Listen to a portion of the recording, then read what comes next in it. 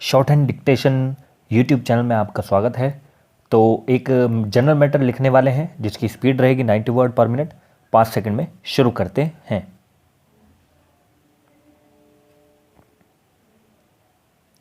Sir, it is now more than 6 weeks since the finance bill was presented to the House along with the budget for 2004 to 5. Government's policies as reflected in these proposals have been very fully discussed in both houses of parliament. In my reply to the general debate, I had explained the broad economic and social objectives of the tax proposals. Elucidations of the detailed implications of these proposals have also been furnished to honorable members.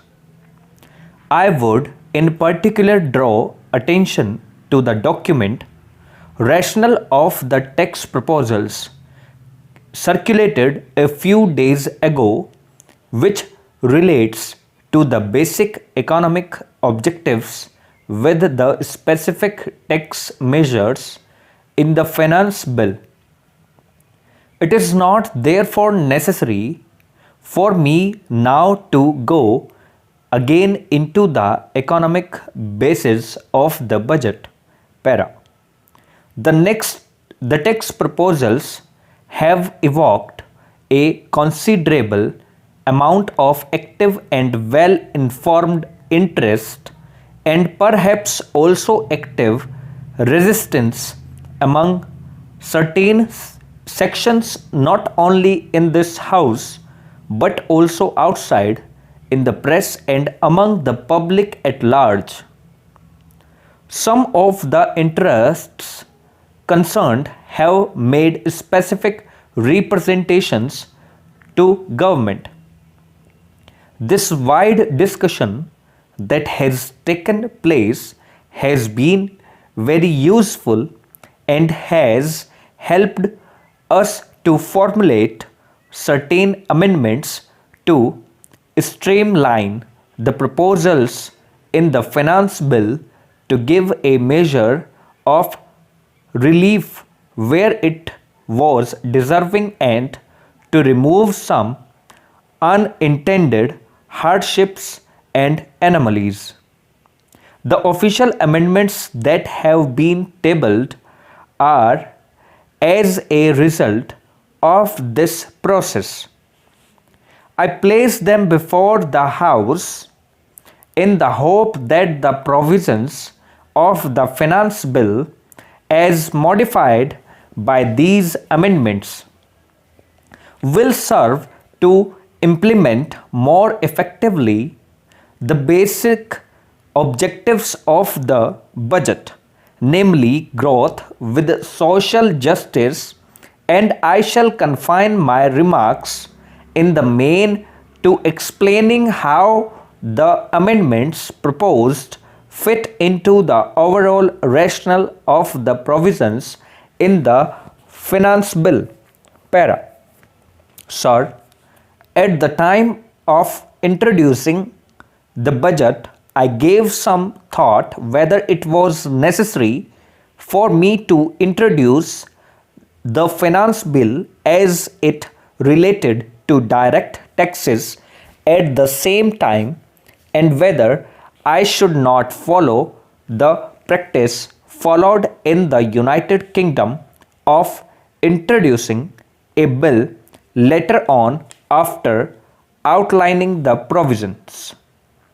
Finally, I stuck to the convention, but in the light of my experience this year, I do hope to be able to make the departure, namely to announce the proposals first and bring in the bill later.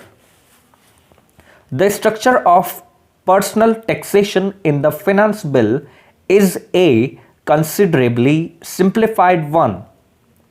The main changes introduced in this year's budget aim at simplification of the rate structure of income tax, relieving persons in the lower and small income groups from the burden of compulsory deposits, moderating and readjusting the incidence of tax consistently with the interest of revenue, and introducing the advantage of tax savings in mobilizing greater private savings in the middle and higher income groups.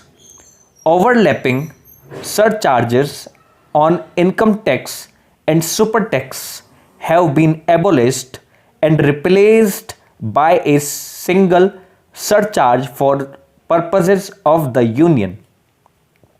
This surcharge operates in respect of unearned income only when such income exceeds rupees 90,000, and in regard to earned income when such income is over rupees 1 lakh.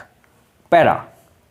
In carrying out these changes in the structure of personal taxation, a somewhat higher incidence of tax might have arisen at some income levels when compared with the incidence of net tax for 2003 to 4, exclusive of the element of compulsory deposit.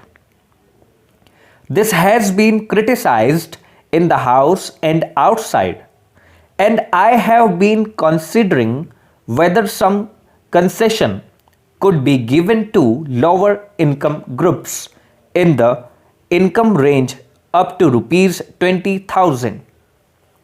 The effect of these changes on married individuals with more than one child, which is the most important category of assessees, will be to lower the tax payable on earned as well as unearned income as compared to 2003 to 4 rates, excluding the compulsory deposit at all levels of income up to rupees 8,500. On incomes above this level, there will be a reduction except at a few points, whether the tax payable now will be slightly higher, but in no case exceeding 1/5 of 1% of the total income, and these concessions will provide a measure of further relief to these income groups. Para. The annuity deposit scheme in the new scheme of taxation is an important instrument for mobilizing private savings and to counter inflationary trends. The provisions relating to this scheme have already been fully explained, and I need not go into them again. I would therefore confine myself to the changes that are proposed to be made.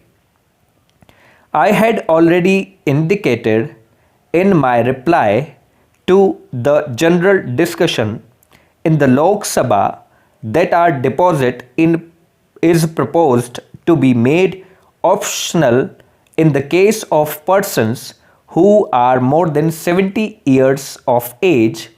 Such persons under the amendment may exercise the option not to make the deposit in the first year of assessment. Thank you.